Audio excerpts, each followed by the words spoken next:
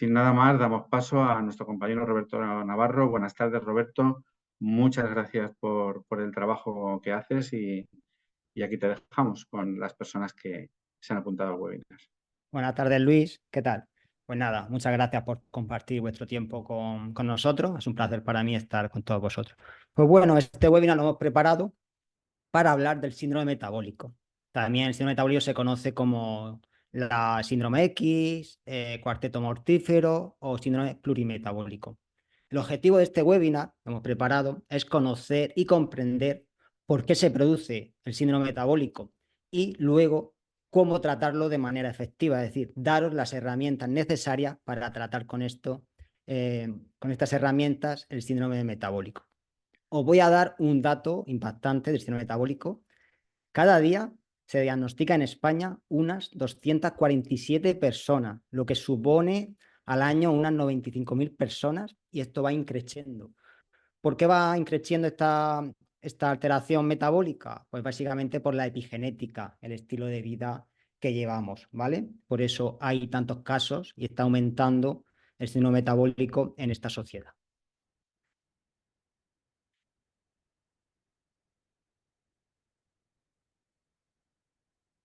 Aquí os comparto el índice.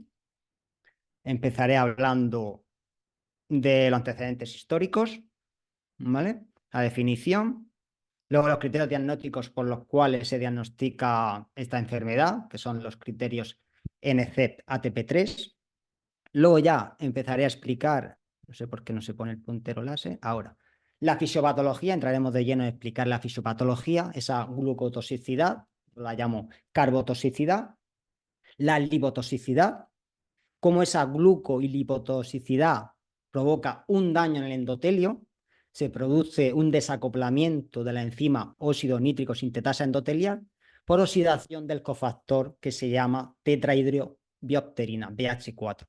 Al oxidarse ese cofactor, la óxido nítrico sintetasa genera mucho peroxinitrito y eso activa la endotelina 1 y provoca el daño en el endotelio. Luego ya daré paso a la doctora Ana Bellón, donde nos dará una clase magistral de estrés oxidativo y nitroxidativo y lo que provoca las alteraciones relacionadas con el síndrome metabólico. Ya luego seguiré hablando de la formación de ese pigmento de desgaste o de envejecimiento, lipofuscina, y cómo actúa a nivel del síndrome metabólico.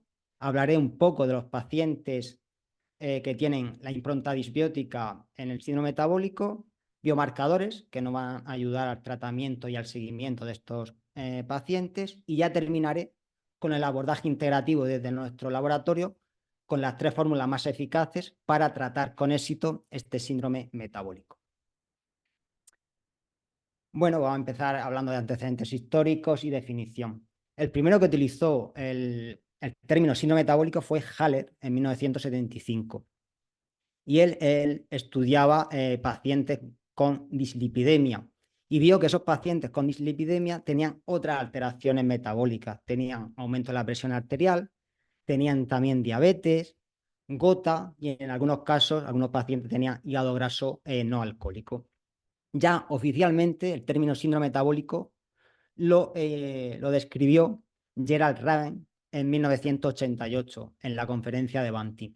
Y él lo llamó síndrome X. ¿Por qué síndrome X? Porque en la base del síndrome X está la hiperglucemia, la hipertensión, y arriba de la X está la hiperlipidemia y la hiperinsulinemia. Por eso lo llamó síndrome X. Y ya en 1998 la OMS, la Organización Mundial de la Salud, pues creó la primera definición armonizada de lo que es síndrome metabólico. Pues se denomina síndrome metabólico al conjunto de alteraciones metabólicas constituido por obesidad central, disminución de HDL y colesterol, aumento de triglicéridos, aumento de la presión arterial y de la hiperglucemia.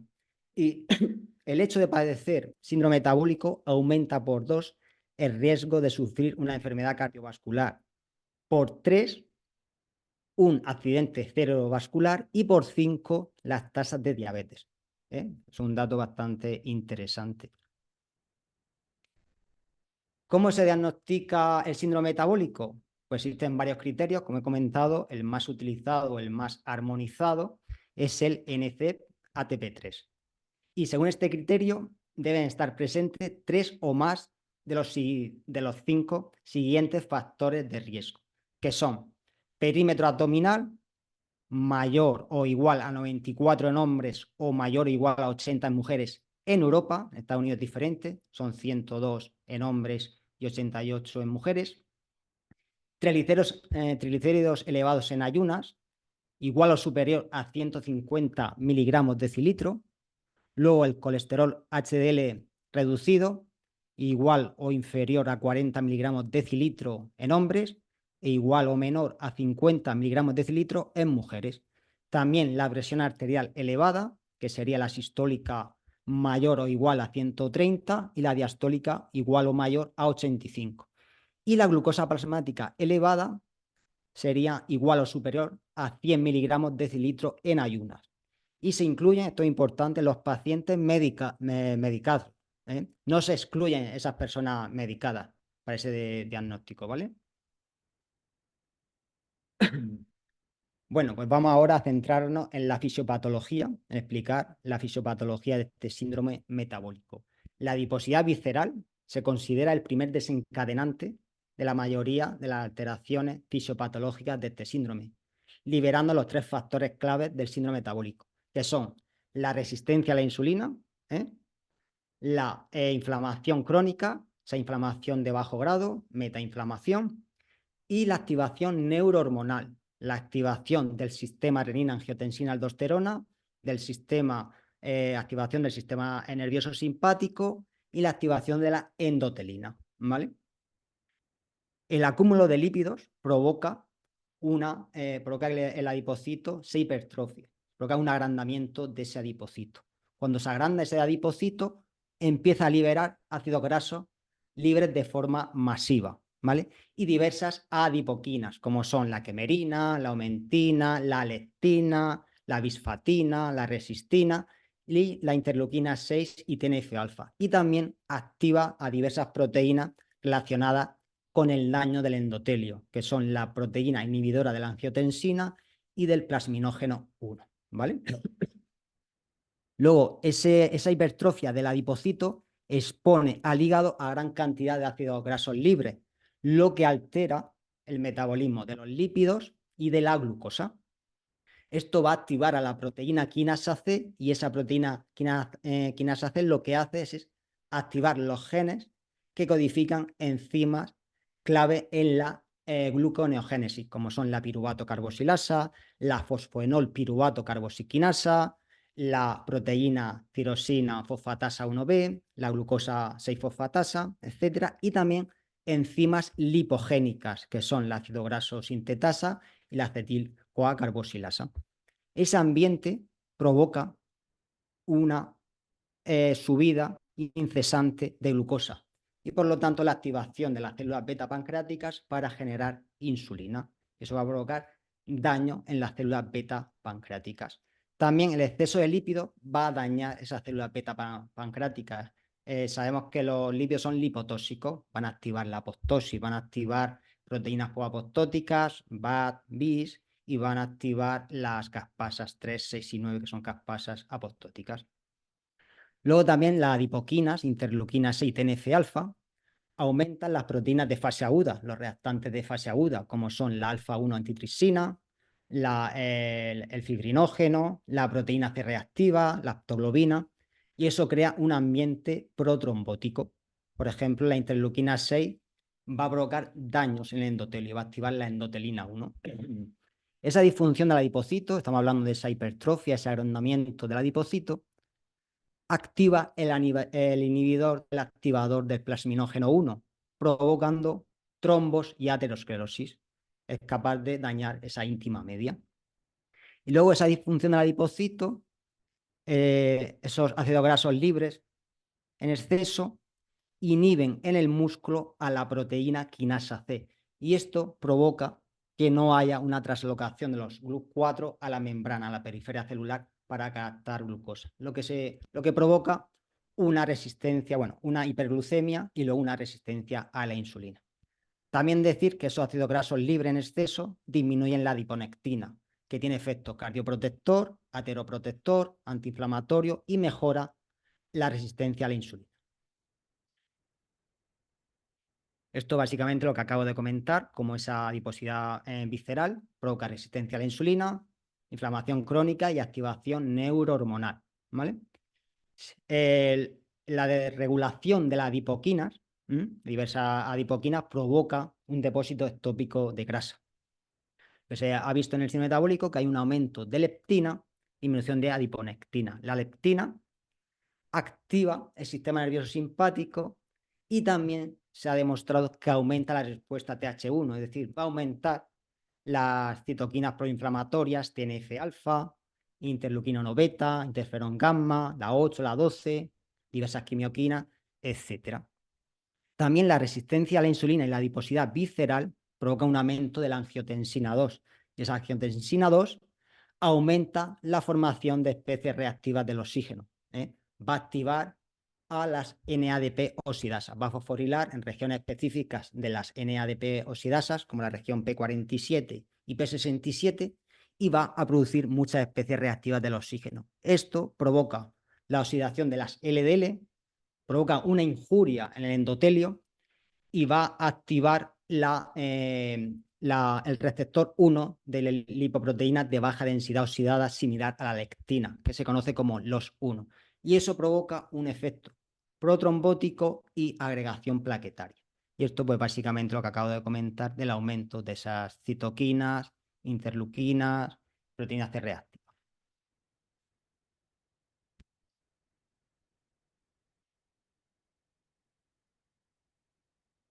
Pues como estoy comentando, esa hipertrofia del adipocito provoca cambios fenotípicos en diversas células inmunes, sobre todo en los macrófagos. Es capaz de cambiar el fenotipo de macrófagos M2, que son antiinflamatorios, a M1, que son inflamatorios, ¿vale? Cuando ese adipocito se carga en exceso de lípidos, fabrica una proteína, que es esta, la proteína quimioatrayente de macrófagos 1, ¿vale? Y provoca la atracción de diversas células inmunes al tejido. Al llegar al tejido, empieza a atacar a ese tejido y el tejido empieza a fabricar citoquinas proinflamatorias, la pescadilla, la que se muerde la cola, ¿vale? TNF-alfa, interleuquina 6, va a desregular diversas adipoquinas, la adiponectina, y va a aumentar la adipoquina como la leptina y la resistina. Y también se ha visto que altera diversos péptidos gastrointestinales, como son la colecistoquinina, la grelina, el péptido similar al glucagón 1, GLP-1, y el péptido inhibidor gástrico. Y eso altera los centros de la saciedad que se encuentran en el núcleo arcuato, el núcleo o núcleo arqueado también se conoce, ¿vale? Y esto provoca alteración en las neuronas agouti y Ponce, ¿vale? También debemos de saber que el síndrome metabólico puede ser un factor de riesgo para el desarrollo del Alzheimer, ¿vale? La hipertensión provoca daños en las paredes vasculares, provocando hipoperfusión, isquemia e hipoxia cerebral. Y eso aumenta el desarrollo de la enfermedad de Alzheimer. También la hiperlipidemia altera perdón, o compromete la barrera hematoencefálica. Hay estudios que dicen que aumenta la permeabilidad de la barrera hematoencefálica a través de la principal vía metabólica, que es la vía ROC, ¿vale? Y esto provoca un aumento de los depósitos de proteína beta-amiloide y también de la fosforilación de la proteína tau. Eso da lugar a neuroinflamación a través de la proteína translocadora de 18 kilodalton, que se conoce como TSPO. Luego, la resistencia a la insulina en los niveles elevados de glucosa activan la glucógeno-sintasa quinasa 3B. Y eso da lugar a la fosforilación de la proteína tau y la formación de ovillos neurofibrilares. Además, esa resistencia a la insulina y esa hiperglucemia, aumenta los productos de glicación avanzada, la fructosamina, carbosimetillisina o por ejemplo, el meticliosal. Y eso lo que provoca es más especies reactivas del oxígeno y más inflamación. Cuando hay muchas especies reactivas del oxígeno y nitrógeno, activan la vía inflamatoria. Por eso tenemos la neuroinflamación. Bueno, ahora voy a explicar el santo santorum del síndrome metabólico, que es la glucotoxicidad y la lipotoxicidad. La gluco y la lipotoxicidad va a provocar daños en la mitocondria, en el retículo endoplasmático y en el núcleo celular, ¿vale? La mitocondria va a provocar poros de transición, es decir, van a provocar poros en la membrana mitocondrial interna y va a haber un cambio en la electroquímica de la célula. Va a provocar un acúmulo de formación de especies reactivas del oxígeno. Se ha visto que las especies reactivas del oxígeno activan la quinasa 2 inductora de la apoptosis, llamada DRAC2, ¿vale? Y eso activa la vía de las caspasas y por lo tanto va a provocar la muerte celular de las células beta pancreáticas. A nivel del retículo endoplasmático, provoca un aumento de la respuesta de la proteína desplegada, se llama UPR, y eso da lugar a estrés en el retículo y la activación de esas caspasas 3, 7 y 9 que van a provocar la muerte de esas células plasmáticas. Luego, a nivel del núcleo, provoca la liberación del polipéptido amiloide de los islotes, conocido como amilina. Y esto se deposita y provocan vías citotóxicas, también de muerte neuronal. Y ya por último, esa gluco y lipotoxicidad en el núcleo disminuye factores de transcripción clave para el funcionamiento y el desarrollo de esas células beta pancreáticas, como son PDX1, FOSO1 y MAFA, y aumenta el progenitor NGN3. Y eso provoca la desdiferenciación y la transdiferenciación, alterando las células beta pancreáticas. Perdón. También la glucotoxicidad y la lipotoxicidad provocan, como han dicho, estrés oxidativo, formación de productos de glicación avanzada y activa la vía de la exosamina, que da lugar a un metabolito muy peligroso que se llama uridina difosfato N-acetilglucosamina, que es esencial para la formación de la glicosilación de proteínas, esos agregados de proteínas, pérdida de función, y por eso sale alta la hemoglobina glicosilada en esos pacientes, porque hay un aumento de la vía de las exosaminas. Y también hay un aumento de la vía de los polioles. En condiciones de hiperglucemia, hasta el 30% de la glucosa no es fosforilada por la exoquinasa y se dirige a la vía de los polioles, que da lugar a sorbitol y termina en fructosa. La fructosa es un nutriente que sabemos que es lipogénico, ¿vale? Y también provoca resistencia a la insulina y provoca ácido úrico al aumentar la santina oxidasa. Por lo tanto, la vía de los polioles hay que saber controlarla para tratar de forma efectiva a los pacientes con síndrome metabólico. Bueno, la glucotoxicidad y la lipotoxicidad da lugar a endoteliotoxicidad, ¿vale? Cuando hay resistencia a la insulina, se activa esta vía bien conocida, ¿vale? La vía RAS, RAF, MEC y RK, unas quinasas traductoras de señales, y eso va a dañar el músculo, el endotelio exactamente. Luego, esa resistencia a la insulina provoca un aumento de citoquinas, que ya hemos comentado cuáles eran, y un aumento de factores de crecimiento, por ejemplo, el factor de crecimiento derivado de plaquetas. Va a provocar un aumento de especies reactivas del oxígeno y nitrógeno, pero sin nitrito, que va a activar la endotelina 1, ¿vale? Y va a provocar vasoconstricción y disminución del óxido nítrico. Y también aumenta el trombosano A2 y diversos prostanoides.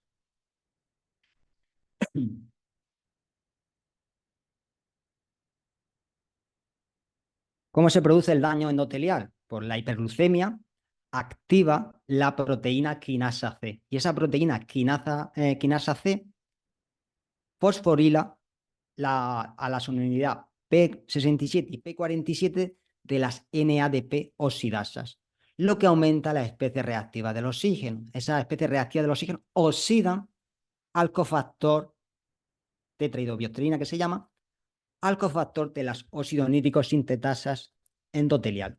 Eso provoca un desacoplamiento de esa enzima. Entonces, esa enzima fabrica muy poco óxido nítrico, pero mucho radical anión superóxido. La reacción de radical anión superóxido con el óxido nítrico da lugar a peroxinitrito. Y ese es el que daña el endotelio vascular. Por eso tenemos que controlar muy bien las especies reactivas del oxígeno y nitrógeno. Y bueno, voy a dar paso a la doctora Ana Bellón, que nos explicará el efecto del estrés oxidativo y nitroxidativo en diversas enfermedades, sobre todo en el síndrome metabólico. Doctora. Voy a ello.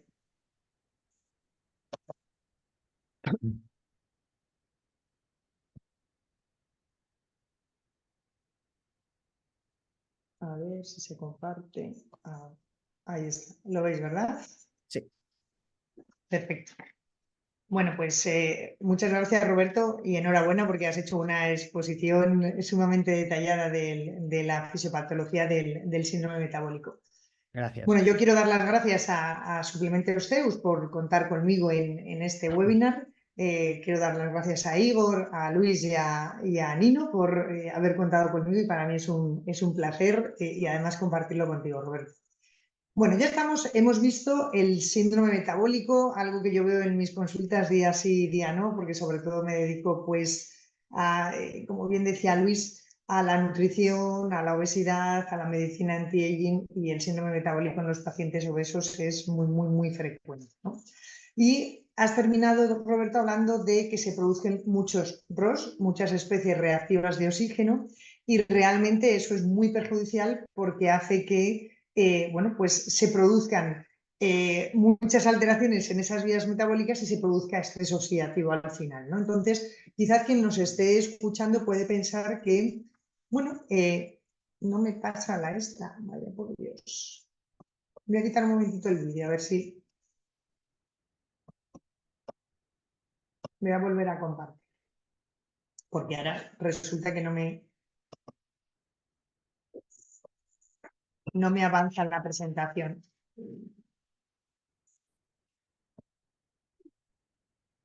Vale, vamos a ver. Ahora sí. Vale, entonces es muy importante saber que los radicales libres son necesarios. Es decir, los radicales libres son moléculas de señalización, y por el hecho de respirar, por el hecho de consumir oxígeno, por el hecho de tener mitocondrias y tener esa cadena de electrones, se van a producir radicales libres. Pero como digo, son necesarios porque actúan como moléculas de señalización para otras muchas vías. ¿Qué es lo que ocurre? Que en condiciones normales, en personas sanas, se eliminan rápidamente gracias a los antioxidantes. Pero el problema es cuando la producción de esos ROS aumenta, es decir, si tenemos un aumento de esas especies reactivas de oxígenos o tenemos una disminución del nivel de antioxidantes o ambas cosas, pues es cuando se produce el estrés oxidativo, y eso es el mecanismo clave en muchas enfermedades y también en el envejecimiento normal. Tengo que quitar el vídeo, es que si tengo vídeo no me pasa. De verdad pero no me pasa la presentación si tengo el vídeo encendido. Siento de verdad, porque es mucho mejor. Bien. Perfecto, ahora sí que me pasa. Entonces, realmente, como os decía, si yo tengo en equilibrio la producción de oxidantes, de radicales libres, y por otro lado ese mecanismo antioxidante que luego explicaré, pues estamos en equilibrio y ahí tenemos salud. En cambio, si tenemos una predominancia de los radicales libres con pocos antioxidantes, pues estamos en una situación de estrés oxidativo o nitroxativo, y por tanto estaremos en una situación de enfermedad. A mí me gusta poner esta imagen porque realmente lo mismo que la manzana se va oxidando, y es claramente los cambios que ocurren en esa manzana se ven claramente, en nuestras células ocurre lo mismo a medida que ocurre ese estrés oxidativo y esa producción de radicales libres. ¿Qué produce radicales libres? Pues la verdad es que muchas cosas, y hay muchas cosas que sí que están de nuestra mano y las podemos controlar. Hablabas de disfunción mitocondrial en el síndrome metabólico, es decir, la mitocondria, que en condiciones normales Uy, me he debido de salir. No. En condiciones normales está la cadena de electrones, es donde se produce el ATP, pero es una de las mayores productoras de radicales libres. Si hay una disfunción mitocondrial, pues con mucho mayor motivo vamos a tener esa producción de radicales libres. Pero también la inflamación de bajo grado que me decías, también va a producir esas radicales libres. Evidentemente, el tabaco es algo que el paciente o la persona que se preocupe por su salud puede dejar de fumar y va a disminuir esa producción de radicales. La radiación, tanto la solar como la ionizante, la contaminación también ayuda a ese estrés oxidativo. El ejercicio excesivo, es decir, el ejercicio excesivo o el ejercicio mal hecho. ¿A qué me refiero? Es decir, hacer ejercicio es algo que es muy beneficioso para la salud, pero es preferible hacer un ejercicio moderado 2, 3, 4 días por semana, aunque sea media hora al día, que no hacer nada en toda la semana y llegar el fin de semana y hacer pues una hora de pádel o una hora de tenis o de golf, o si ese músculo no está adaptado, si encima tenemos esa glucolipotoxicidad que tú hablabas por tener síndrome metabólico, ese músculo no va a estar bien, no se va a nutrir bien y va a producir muchos más radicales libres. Por eso hay que hacer el ejercicio moderado y sobre todo cuando tenemos ese músculo sano. El estrés, tanto el físico como el psicológico, también hace que tengamos más estrés oxidativo, la alimentación inadecuada, obviamente, y eso es algo que podemos arreglar, y los medicamentos. Es decir, cuando tenemos síndrome metabólico y encima estamos tomando medicamentos para intentar contrarrestar esa diabetes, esa hipertensión, esa dislipemia, a su vez estamos haciendo que nuestro organismo produzca más radicales libres.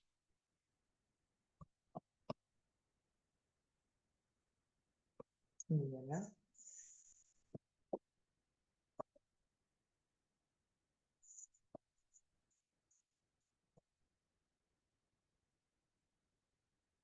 Además, muy bien comentabas tú que hay una relación entre la inflamación y el estrés oxidativo, es decir, si tenemos una activación de esos radicales libres, al final lo que ocurre es que se estimula las vías inflamatorias, los factores de transcripción como el factor nuclear K-beta o el factor AP1, y eso hace que la inflamación favorezca el estrés oxidativo y a su vez el estrés oxidativo favorece la inflamación, la pescadilla que se mordía la cola, de la que tú hablabas antes, Roberto. Por tanto, si somos capaces de poder cortar ese estrés oxidativo, vamos a mejorar la inflamación y eso a su vez va a hacer que disminuya aún más esa producción de radicales libres. Hay muchas enfermedades relacionadas con el estrés oxidativo, o sea, prácticamente todos los órganos y sistemas, si tenemos un aumento en la producción de radicales libres, se va a producir enfermedad al final, o incluso la propia enfermedad es la culpable de producir ese estrés oxidativo. Y hay una situación que no es enfermedad como tal, que también está relacionada con el estrés oxidativo, que es el envejecimiento. A medida que cumplimos años, como luego veremos, tenemos más producción de radicales porque tenemos menos antioxidantes. De hecho, a medida que vamos cumpliendo años, nos vamos oxidando, ¿de acuerdo? ¿Qué sistemas antioxidantes dispone nuestro cuerpo, nuestras células? Pues por un lado está los enzimáticos, que sería la superóxido dismutasa, la catalasa y las 3 enzimas que tienen que ver con el glutatión, la peroxidasa, la reductasa y la transferasa. Y en el otro lado están los sistemas no enzimáticos antioxidantes, que serían fundamentalmente las vitaminas C y E, los carotenoides, los estrógenos. Por eso las mujeres, cuando estamos en edad fértil y tenemos la menstruación, tenemos una capacidad antioxidante mayor, y a partir de la menopausia, que los estrógenos caen, pues evidentemente también tenemos más riesgo cardiovascular, tenemos más riesgo de enfermedades, entre otras cosas porque perdemos esa ayuda antioxidante que nos aportaban los estrógenos. Y luego tenemos el glutatión como sistema antioxidante no enzimático. Si veis en la gráfica, vemos que por el hecho de respirar, como decía, por utilizar oxígeno, se va a producir ese anión superóxido que gracias a la superóxido dismutasa somos capaces de transformarlo en peróxido de hidrógeno. Es verdad que desde el anión superóxido o desde el peróxido de hidrógeno, sobre todo si se dan ciertas condiciones, como por ejemplo se puede producir la reacción de Fenton utilizando el hierro, sobre todo el ion férrico, y se puede producir el radical hidroxilo, que realmente es el más perjudicial para nuestras células, porque desde luego a partir de este radical hidroxilo es donde, a partir del cual se pueden oxidar los lípidos, las proteínas e incluso el ADN. El peróxido de hidrógeno es, digamos, eliminado por otros dos sistemas antioxidantes que son, por un lado, la catalasa, que es una enzima que se encuentra prácticamente en todas las células, pero sobre todo en mayor cantidad en hígado y en riñón, y también la glutatión peroxidasa, que necesita el glutatión y además necesita como coenzima el selenio para hacer que este peróxido de hidrógeno se transforme en agua y en oxígeno.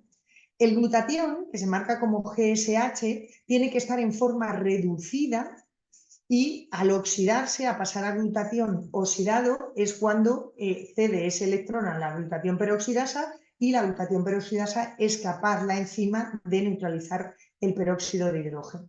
El glutatión oxidado, a su vez, se tiene que transformar de nuevo en glutatión reducido gracias a la glutatión reductasa. Es muy importante la cantidad o la relación, el ratio entre glutatión oxidado y glutatión reducido, porque realmente lo que tenemos que tener sobre todo es glutatión reducido, que es el que tiene la capacidad antioxidante. El glutatión oxidado, si hay un ratio muy elevado, pues al final se transforma en tóxico. Entonces, de todos estos sistemas, realmente se puede considerar que el antioxidante maestro, y además que no es una enzima, es el glutatión.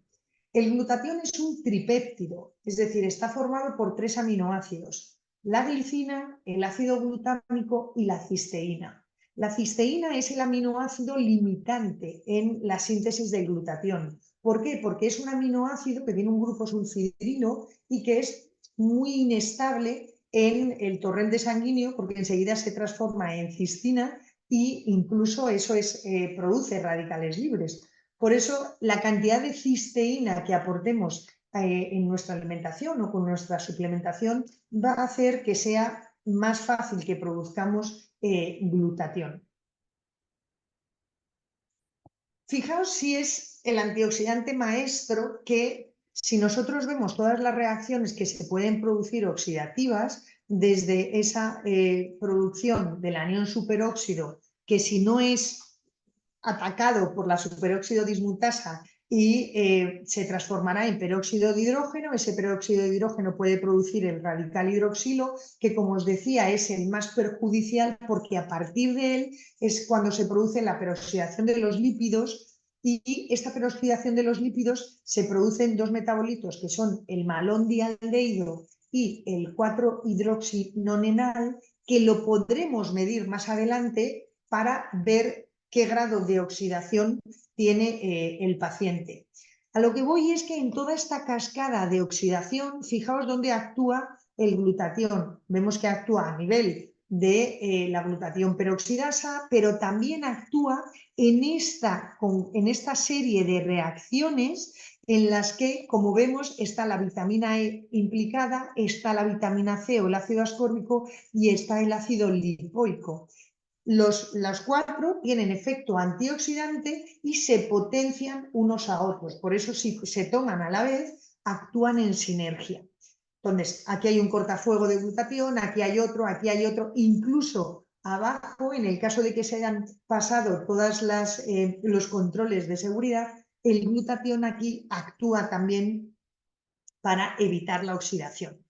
Por eso es el antioxidante maestro.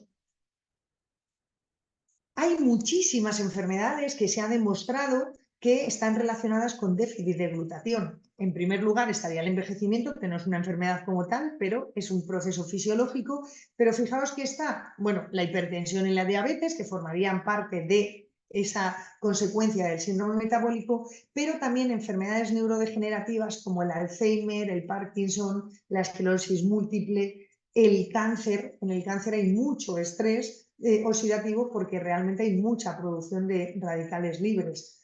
La fibrosis quística, la infección por HIV también hay una deplección de glutatión muy importante. Hay ciertas infertilidades, tanto masculinas como femeninas, que ayudaría el suplementar con glutatión porque tienen déficit de GSH. Trastornos de salud mental, trastornos degenerativos, es decir, muchísimas enfermedades se van a beneficiar de suplementar con los precursores de glutatión porque se sabe que hay un déficit de glutatión en ellas.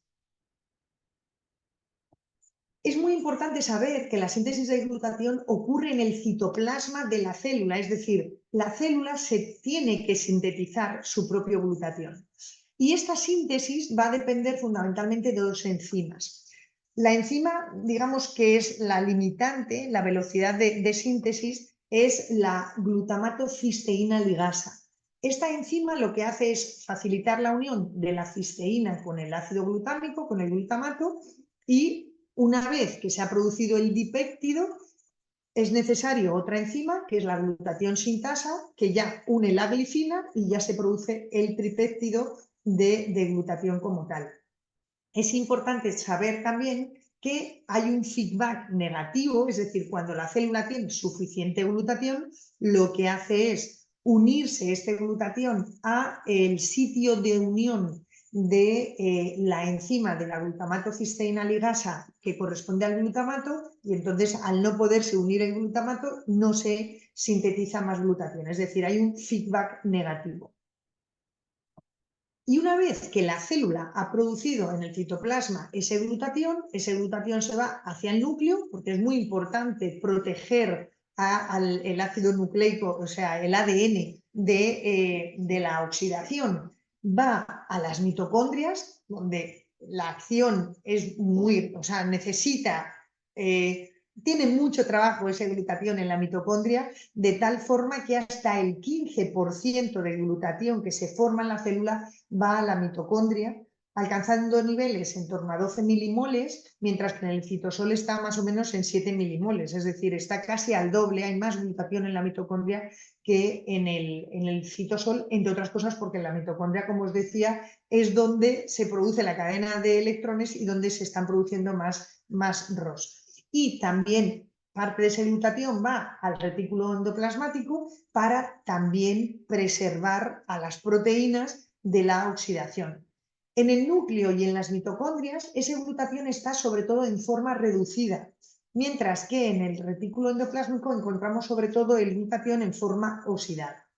Es importante esto que pone aquí abajo de que las células son impermeables a glutatión, sobre todo a la entrada de ese glutatión.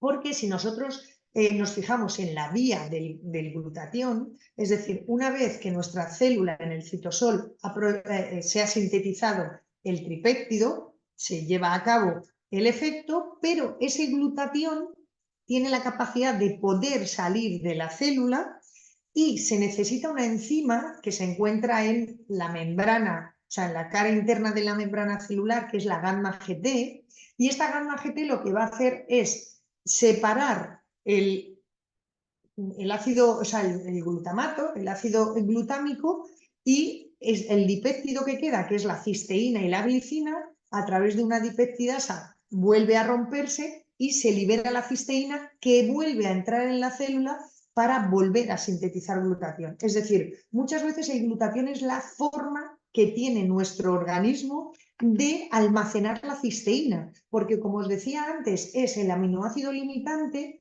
y es un aminoácido que es muy inestable. Entonces, la forma que, si tenemos mucho glutatión, a través de la vía del glutatión podemos ir obteniendo cisteína y seguir sintetizando GSH.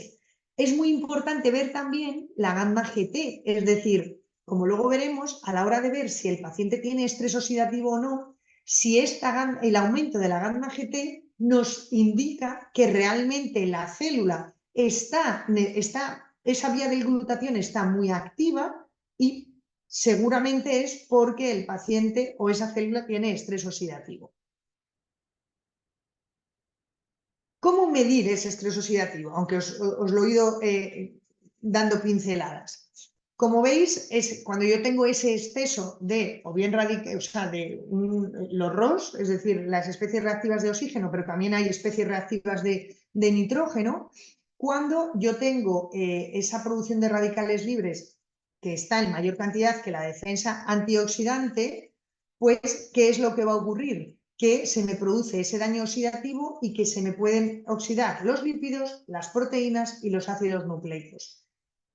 Tengo que medirlo primero midiendo el glutatión, pero intracelular. Es decir, no me vale que se mida el glutatión plasmático, porque no me da idea de cómo de protegida está esa célula. Mientras que el glutatión intracelular sí que si está alto, en forma reducida, quiere decir que esa célula está bien protegida. Luego hay que ver el ratio glutatión oxidado, glutatión reducido. Si es un ratio muy alto, quiere decir que el numerador es muy alto, por tanto tengo un glutatión oxidado mayor que el reducido y eso me indica también que hay estrés oxidativo, no está funcionando correctamente o tengo poca síntesis de glutatión. Como os decía, la medición del malondialdehído o del hidroxinonenal, si están altos, el hidroxinonenal es difícil de medir, pero el malondialdehído sí que se puede medir, muchos laboratorios lo hacen, y si el paciente tiene ese malondialdehído alto, me está indicando que tiene los lípidos oxidados. Luego está los AGE, los productos de glicación avanzada. También se puede medir el 8-oxo-DG o el 8-oxo-GUO, que no es lo que nos mide, si están altos, es que tenemos los ácidos nucleicos, tanto el ADN como el ARN, oxidados. Y como os decía, lo podemos sospechar si la gamma GT está elevada y también si la ferritina está elevada. El malondialdehído es una de las cosas que yo mido frecuentemente a los pacientes, sobre todo que tienen un perfil lipídico alterado, porque realmente solo midiendo colesterol total o incluso los perfiles HDL y LDL no podemos saber cómo está realmente ese perfil lipídico y si están oxidados o no. Entonces, si queréis hacer una buena valoración del perfil lipídico y saber si realmente necesitan o no estatinas, habría que pedir no solo colesterol total, sino HDL, LDL, y yo les pido la ApoA, que sabéis que es la apolipoproteína del HDL, la ApoB1, que es la apolipoproteína de LDL y de lo que no es HDL, les pido la LPA, la lipoproteína A pequeña, que como sabéis es una LDL, pero que tiene esa lipoproteína añadida y que es mucho más aterogénica, y les pido el malondialdehído, porque realmente puede tener un colesterol elevado, pero a expensas de HDL, el LDL no ser de partícula pequeña y densa y no estar oxidado, y evidentemente el riesgo cardiovascular va a ser mucho menor que si el colesterol está en 200-210 con un LDL de partícula pequeña y densa, y eso lo vemos por la ApoB1, y encima con el malondialdehído elevado. Ese paciente sí que necesita tomar estatinas porque realmente hay una gran oxidación y además tenemos que darle antioxidantes. Sabemos que el nivel de glutatión intracelular disminuye con la edad. Se ha medido en muchos artículos. Yo he elegido este porque me parece muy curioso. Está hecho solo en mujeres. Y como veis, entre los 30 y los 40 años, los niveles de glutatión intracelular, se ha medido en linfocitos y en neutrófilos, es más alto que en mujeres por encima de los 50 años. Entre 50 y 60 es curioso que el nivel intracelular es menor que por encima de 70 años. En este grupo de mujeres, las que tenían más de 70 años, había también algunas centenarias y realmente la conclusión que llegaron es que no es que tengamos más glutatión intracelular por tener más años, sino que posiblemente esas mujeres habían llegado a tener 70, 80 o 90 años porque tenían un nivel de glutatión más alto en sus células que otras más jóvenes que no lo tenían. Y además también sabemos que el glutatión no solo disminuye con la edad, sino que disminuye también con la enfermedad. Este artículo también me parece muy curioso porque en ello lo que hacen es miden niveles de glutatión reducido, de glutatión oxidado y de glutatión total. Y hacen 4 grupos. Hay los que son menores de 60 años, que se consideran que son los jóvenes, y los sanos son los controles. Y luego tenemos 3 grupos de mayores de 60 años, que serían los mayores, que por un lado están los sanos, es decir, los que tienen más de 60 años pero no tienen enfermedades, y luego están los mayores de 60 años con diabetes y los mayores de 60 años con degeneración macular asociada a la edad. Y ven qué ocurre con sus niveles de glutatión. Entonces, veis que la barra blanca lo que nos mide es la cantidad de glutatión reducido. La barra negra es la cantidad de glutatión total. Y veis que en los menores de 60 años y sanos, la cantidad de glutatión total y glutatión reducido es prácticamente la misma y además está en niveles elevados. En los mayores de 60 años sanos, por el hecho de tener más años, vemos que el glutatión total es, bueno, hay una pequeña diferencia, está un poco más disminuido que en los menores de 60, pero realmente lo que sí que hay es menos glutatión reducido. Y si nos vamos a los mayores de 60 años con enfermedad, vemos que los de la degeneración macular tienen un glutatión reducido y un glutatión total menor, pero desde luego los diabéticos son los que salen perdiendo. El glutatión total también lo tienen significativamente más bajo que los mayores de 60 años y sanos, pero desde luego lo que está muy bajo es el glutatión reducido. Entonces, ¿qué ocurre? Es decir, ¿por qué tienen tan poca diferencia en el glutatión total, pero hay tanta diferencia en el glutatión reducido?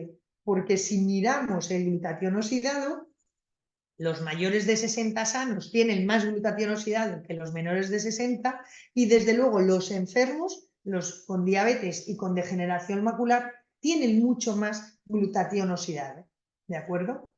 Por eso es muy importante ver el ratio, no solo la cantidad de glutatión.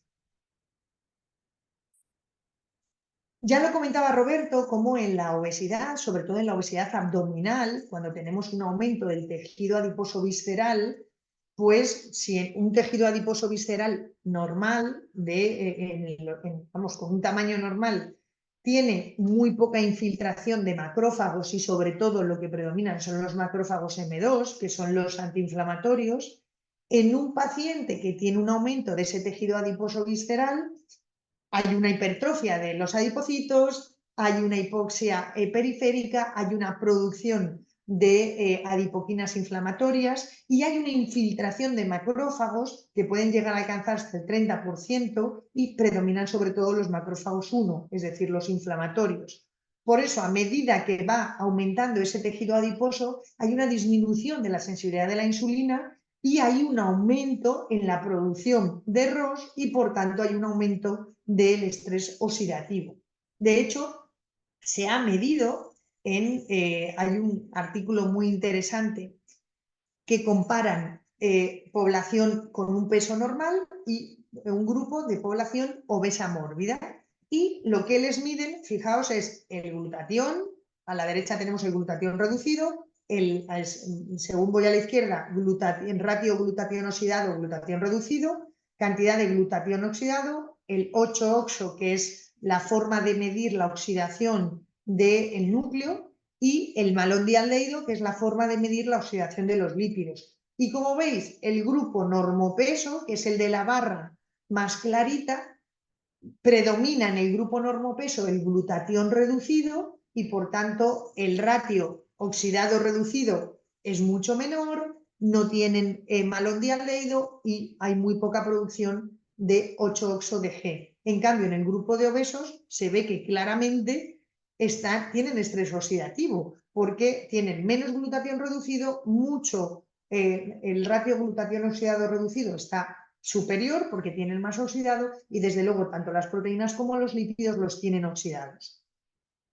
Este mismo equipo cogió a un grupo de pacientes con obesidad mórbida, les practicó cirugía bariátrica y vieron cómo mejoraban ese estrés oxidativo a medida que iban perdiendo peso.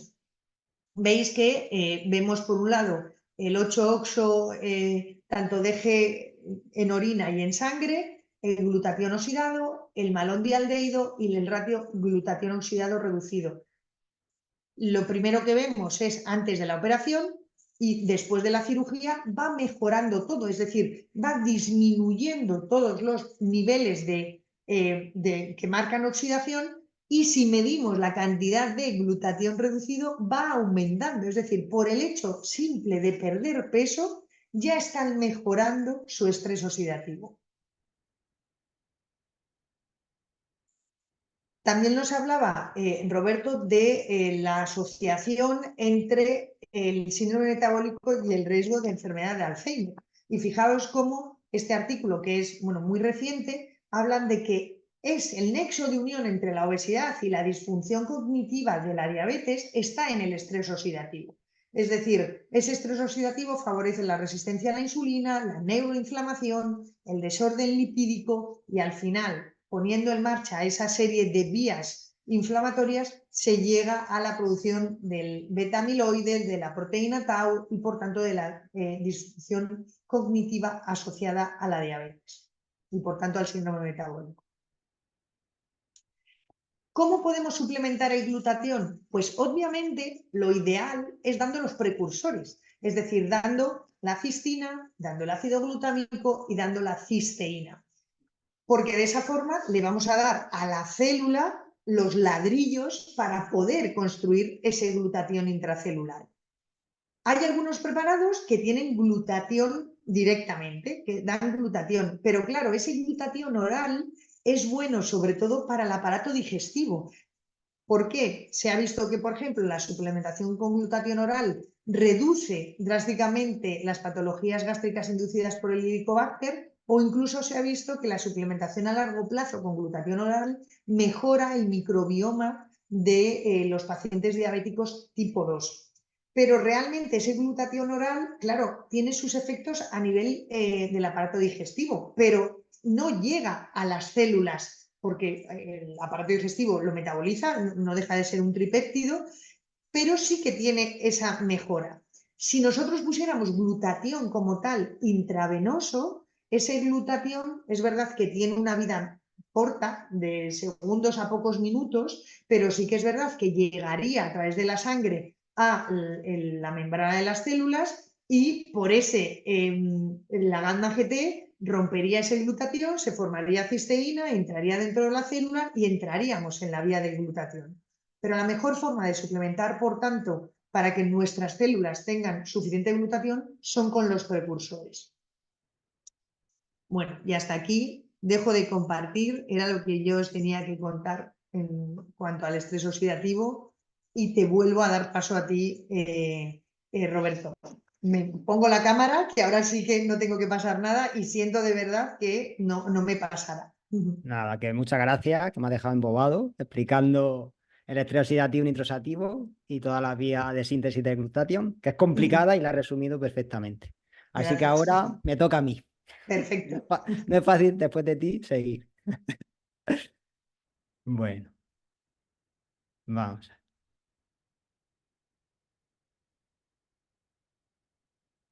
Vamos a ver que se vea la pantalla. Vale. Se ve la pantalla, ¿verdad? Bueno, pues nada. Después de todos los conocimientos que nos ha aportado la doctora Ana, voy a seguir yo con la formación de lipofuscina, la lipofuscinogénesis, que es la formación de un pigmento de color pardo amarillento que no se degrada, que se acumula en las células. Y se está estudiando como posible marcador de enfermedades cardiovasculares como diabetes, síndrome metabólico, incluso de ictus. La lipofuscina es, como he dicho, un pigmento de desgaste que se acumula en las células. Se produce por la oxidación de proteínas, de lípidos y también de algunos metales, ¿vale? Se acumula el 99% en el lisosoma y el 1% en el citosol. Cuando se acumula en el citosol, inhibe al proteasoma 26S. Y eso inhibe el sistema ubiquitina-proteasoma. Y no se degradan, no se eliminan las proteínas mal plegadas, las proteínas que están dañadas y se acumulan en la célula. Se ha demostrado en estudios que ese acúmulo de lipofuscina retiene, curiosamente, hierro y cobre y provoca un aumento incesante de especies reactivas del oxígeno. Va a crear una inflamación sistémica persistente. Por lo tanto, ahora están viendo cómo se puede medir esa lipofuscina y cómo participa en el metabolismo de diversas enfermedades. Por ejemplo, se está demostrando que en ratones obesos y con diabetes tipo 2 hay un aumento de esa lipofuscina. Y esto provoca daños en el corazón, provoca daños en el páncreas, en el hígado y también incluso en el endotelio. Y parece ser que se relaciona, aquí está, con los niveles de insulina, ¿vale? De resistencia a la insulina. Más insulina, más depósitos de lipofuscina. Y también interesante, la hiperinsulinemia provoca un aumento de peróxido de hidrógeno y una mayor absorción de hierro. Y eso conduce mucho a estrés oxidativo. Es decir, los niveles elevados de insulina provocan un aumento de peróxido de hidrógeno y una mayor absorción de hierro. Y sabemos que el hierro está implicado en la ferroptosis o el cobre en la cuproctosis. Voy a hablar brevemente de la impronta disbiótica de los pacientes con síndrome metabólico, ¿vale? En cuanto a la impronta disbiótica, pues todavía no tenemos información muy veraz en personas con síndrome metabólico. Hay estudios más en personas con diabetes o obesidad. Pero en síndrome metabólico, como digo, no son los estudios muy concluyentes. Se ha visto en algunas personas, en algunos estudios, que hay un aumento de la relación firmicutes-bacteroidetes y hay una disminución de bifidobacterias y del género Lactobacillus. Esto genera una alteración del metabolismo de la colina y la carnitina, que da lugar a un metabolito muy tóxico para el intestino, que se llama el óxido o N-óxido de trimetilamina, y eso provoca la liberación del LPS, el lipopolisacárido. También va a alterar el metabolismo del triptófano, va a provocar que ese triptófano no vaya a la vía de la serotonina y vaya a la vía de los TRICAT, los catabolitos del triptófano, esa quinurenina, ácido quinolínico, que son neurotóxicos. Y también se fabrica un metabolito que se llama sulfato de indosilo. También ese metabolito activa otro metabolito en el intestino derivado del metabolismo de la fenilalanina y la tirosina, que es el sulfato de P-cresol. Y eso provoca endotoxemia, inflamación y ya, por último, síndrome metabólico. No obstante, pues debemos de estudiar mejor la microbiota en estos pacientes con síndrome metabólico. Bueno, en cuanto a los biomarcadores, pues la doctora Ana ha explicado esos biomarcadores muy importantes de estrés oxidativo y nitrosativo. Yo he marcado en verde los más importantes, novedosos y que nos ayudan al tratamiento y al seguimiento de estos pacientes con síndrome metabólico. Por ejemplo, valorar la adiponectina de alto peso molecular, ¿vale?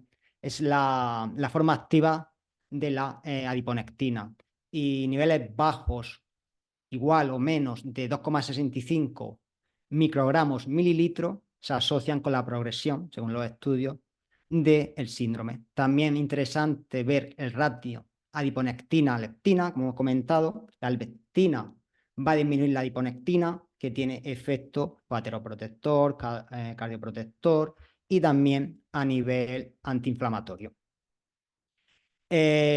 Interesante valorar la interleuquina 6 y TNF-alfa, ¿vale? Esas adipoquinas inflamatorias que van a provocar daño endotelial y resistencia a la insulina, sobre todo TNF-alfa.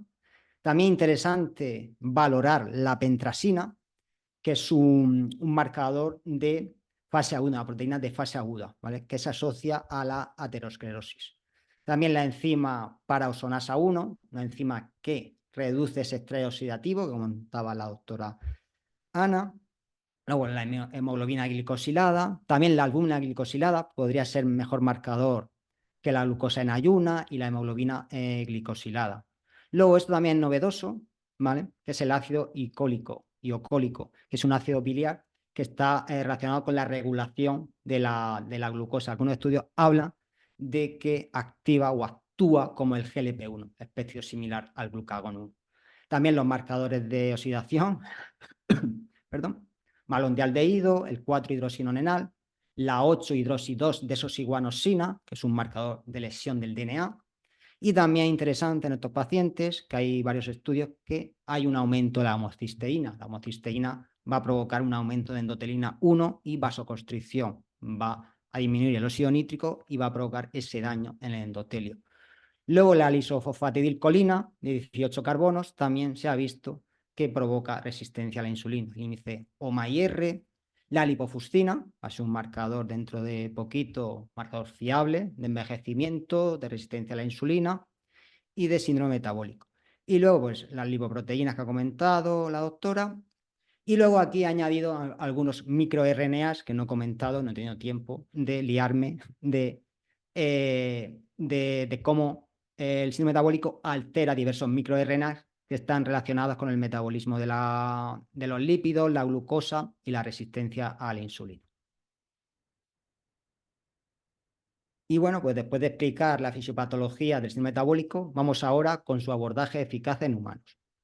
Para tratar de forma efectiva este síndrome, tenemos que centrarnos en la carbotoxicidad, en la inflamación y en el estrés oxidativo y nitrosativo. Como no tengamos en cuenta estas tres vías, no hay posibilidad de mejorar a esos pacientes. Por lo tanto, es de vital importancia conocer bien la carbotoxicidad, la inflamación y el estrés oxidativo y nitrosativo. Dicho lo cual, pues aquí os presento nuestra fórmula especialmente indicada para tratar el síndrome metabólico. ¿Vale? Esta fórmula hace poquito que salió al mercado, llevará 2 o 3 semanas en el mercado. Lo que hicimos es estudiar toda la fisiopatología del síndrome metabólico y en base a eso formular las moléculas más eficaces en humanos para tratar de forma efectiva esta patología. Os presento la fórmula, lleva la berberina, titulada al 97% en forma de clorhidrato, un extracto de cardomariano titulado al 60% de silimarina y 30% de silibina. También lleva la levadura de arroz rojo, que lleva 1,8 de monacolina K, rica monacolina K. Lleva los policosanoles y lleva el picolinato de cromo.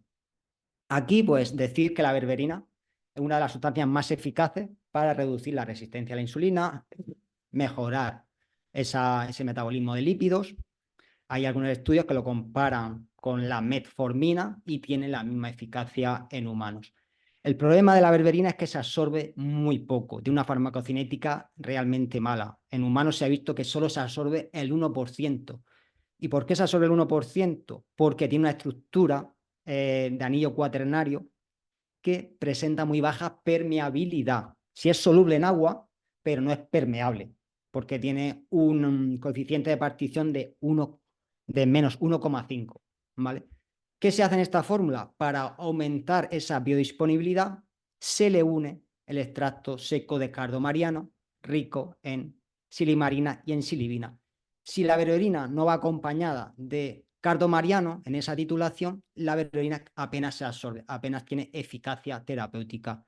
La idea de unir sinérgicamente la berberina y el cardomariano fue por eso, para mejorar la biodisponibilidad y también inhibir a la PGP, a una proteína de flujo, para que cuando atraviese la membrana celular, la berberina no salga de la célula, no la escupa la célula. ¿Cuál sería la dosis indicada? Pues desde nuestro laboratorio de suplementos CEUR recomendamos una cápsula en la comida, ¿vale? Y en casos donde haya un exceso de triglicéridos, estén por encima de 200, o el LDL colesterol por encima de 200, o haya hipertensión asociada, recomendamos una cápsula en la comida y otra cápsula en la cena durante 2 meses y medio y ya luego valorar esos biomarcadores que he comentado. Y este es el resumen de cómo actúa la fórmula de Metasin. Reduce la resistencia a la insulina, el metabolismo de esos lípidos, colesterol, la enzima alfa-glucosidasa, la fosfoenol piruvato carbosiquinasa, la glucosa 6-fosfatasa, la proproteína convertasa subtilina quisina tipo 9, ¿vale? Y también es capaz de reducir e inhibir la enzima limitante de la síntesis de colesterol, que es la HMG-CoA reductasa. Activa importante la vía AMPK, esa activa vías catabólicas, la glucólisis, la oxidación de lípidos, inhibe las vías de los procesos anabólicos, síntesis de colesterol, glucógeno, etc. Y también regula la respuesta del sistema inmunitario, la respuesta TH1, TH2, TH17 y aumenta citoquinas y factores de transcripción implicados en genes que codifican citoquinas antiinflamatorias. Y reduce especie reactiva del oxígeno y nitrógeno, como he comentado, malón de aldehído, el F2-isoprostanos, la 8-hidroxi-2-desoxiguanosina, el metabolito del personitrito, la 3-nitrotirosina y el anión superóxido. Otra fórmula muy eficaz para tratar el síndrome metabólico es curcumbitma. En esta fórmula formulamos la cúrcuma BCM95, que es la cúrcuma más estudiada del mundo, la que más estudios clínicos tiene en humanos y la que la comparan con esos AINES o incluso con algún corticoide, ¿vale? Luego el problema de la cúrcuma es que no tiene una farmacocinética también muy parecida a la berberina, incluso peor. No es soluble en agua y no es permeable. Tiene un coeficiente de partición de 3,69. ¿Vale? Lo que hicimos fue añadir 2 aminoácidos clave, que como son la lisina y la metionina, para que fuera más soluble y también cambiar ese ambiente de pH a nivel celular.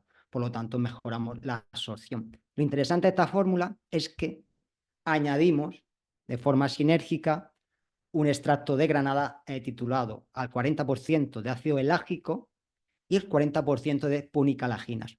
Por lo tanto, lo que ha comentado la doctora Ana Bellón es que vamos a reducir esas especies reactivas del oxígeno y nitrógeno. Muchas veces cuando damos un antiinflamatorio no funciona porque hay muchas especies reactivas del oxígeno y el nitrógeno activando la vía inflamatoria. Por lo tanto, es una fórmula muy eficaz para reducir esa inflamación y ese estrés oxidativo y nitrosativo que son claves en el tratamiento del síndrome metabólico.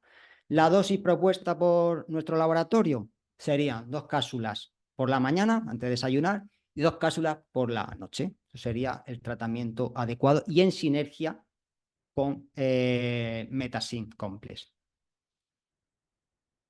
Y este es el resumen de cómo actúa nuestra cúrcuma, ¿vale? Previene y reduce la inflamación sistémica al bloquear el factor nuclear kappa beta, la proteína adaptadora 1, TNF-alfa, diversas citoquinas proinflamatorias y aumenta genes antioxidantes y antiinflamatorios. Regula la respuesta TH1, TH2, aumenta citoquinas antiinflamatorias y también la curcumina sabemos que tiene un potente efecto sobre la reducción de la especie reactiva del oxígeno y nitrógeno. Y bueno, por último, os presento el Preglutathione Pro, ¿vale? Como ha comentado la doctora Ana Bellón, uno de los problemas del glutatión a nivel oral es que se degrada. Se degrada por la enzima gamma-glutamina-transferasa y ya pierde su efecto terapéutico. En base a eso, en suplementos Zeus empezamos a investigar todo el metabolismo, a estudiar todo ese metabolismo del glutatión y después de varios meses formulamos Preglutatión, que contiene los 3 precursores que son la cisteína, la glutamina y la glicina, ¿vale? Para que la célula vaya generando a demanda el glutatión, ¿vale?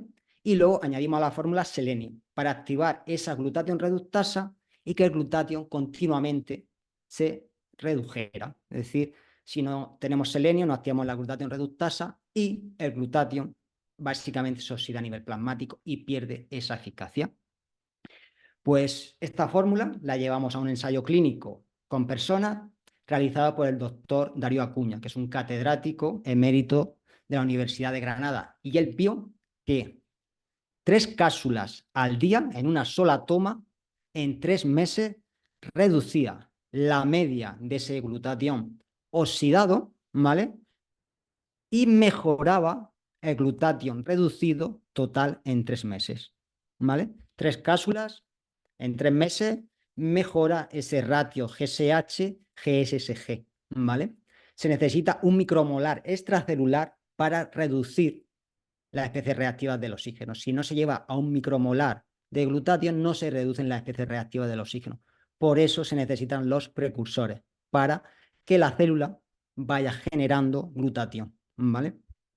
Y nada, la dosis, pues, insisto, son 3 cápsulas en una sola toma durante 3 meses. Ahí vemos la reducción de ese estrés oxidativo y nitrosativo. Y bueno, hasta aquí este webinar. Espero que haya sido interesante y nada, vamos al ruedo de preguntas. Muchas gracias, Roberto. Gracias, Ana. Perdón.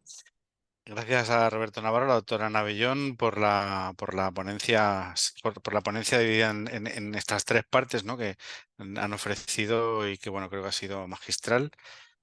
Siempre se aprende mucho y en este caso os doy de verdad las gracias de corazón, porque todos los participantes seguro que han quedado encantados. Os voy a pasar, vamos a pasar a preguntas y respuestas. Os voy a ir preguntando lo que ponen aquí en el chat. Si os parece, dice Natalia Castillo, ¿por qué en la comida, si la formación de colesterol endógeno es nocturno?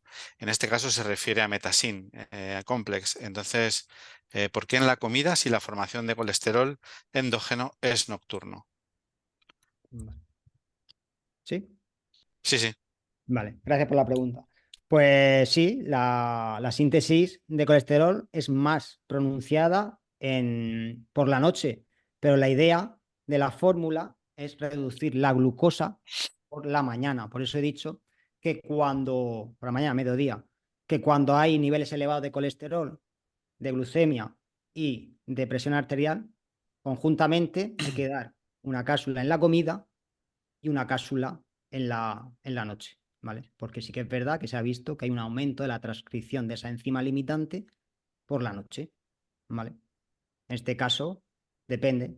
La fórmula Metasin está indicada para reducir tanto la glucemia, colesterol, lípidos, como también la presión arterial. Entonces, depende los valores y depende también de la persona. Gracias, Roberto. Nos pregunta también Natalia Castillo, nos pregunta, ¿saben si una persona alérgica a los AINES puede consumir cúrcuma? Sí, por supuesto, claro que sí. Lo que no podría a lo mejor consumir, no sé si Ana me da la razón, es, ¿cómo se llama esta planta? El sauco, la salicilina. Bueno, No yo sé no me si has visto. arriesgaría, sí, exactamente, pero lo ideal es que le hicieran la prueba alérgica Claro, específica con ello. Pero la cúrcuma no hay ningún problema. con ese antígeno, ¿verdad? Sí. Mm. Bueno, y Judith Gelfo dice muchísimas gracias, impecables exposiciones. Natalia os da las gracias a los dos. Pues nada, si no hay ninguna pregunta más, nos hemos alargado un poquito, pero bueno, la verdad es que ha merecido la pena. Las 2 exposiciones han sido magistrales. Muchas gracias de verdad, Roberto. Gracias, Ana. Un placer. Y bueno, pues esperamos haber aportado, pues yo creo que en estos casos todas estas aportaciones son muy interesantes, ¿no? De cara, por un lado, a los compañeros, a los profesionales que se dedican pues al abordaje integrativo de los pacientes, ¿no? Con la técnica que sea. Y en este caso también, pues para algunas personas que seguro han tenido la oportunidad de resolver alguna duda de las que tiene. Bueno, nos siguen haciendo preguntas, vamos a seguir. Nada, 5 minutitos. Dice Cris García, ¿qué experiencia hay en el uso de la berberina con personas que no están controlando su glucemia a pesar de tomar metformina a dosis de 850 mañana y noche? ¿Con qué dosis segura en este caso se podría trabajar? Vale, sería una cápsula. Podemos trabajar con Metasin conjuntamente con metformina. Una cápsula, hay estudios que utilizan berberina, 500 miligramos o incluso 1000, conjuntamente con la metformina. Vale, no hay ningún problema. Hay que monitorizar y ya está. Perfecto. Dice María Pérez, muchas gracias. José Manuel Franco, muchas gracias. Carmen Romero, ha sido muy interesante, gracias. Bueno, pues ahora vamos a dar fin al webinar. Vamos a tomar algo o a ayunar de forma intermitente hasta mañana, por la mañana, ¿verdad? Nuevamente, gracias a los dos y os mandamos un abrazo, todo el equipo y toda la gente que trabajamos para que todo esto sea posible. Muchas Buenas Muchas gracias a noches. vosotros. Gracias. Ha sido un placer, Gracias. de Un verdad. placer. Muchas gracias. Hasta luego. Hasta Un luego. abrazo. Adiós.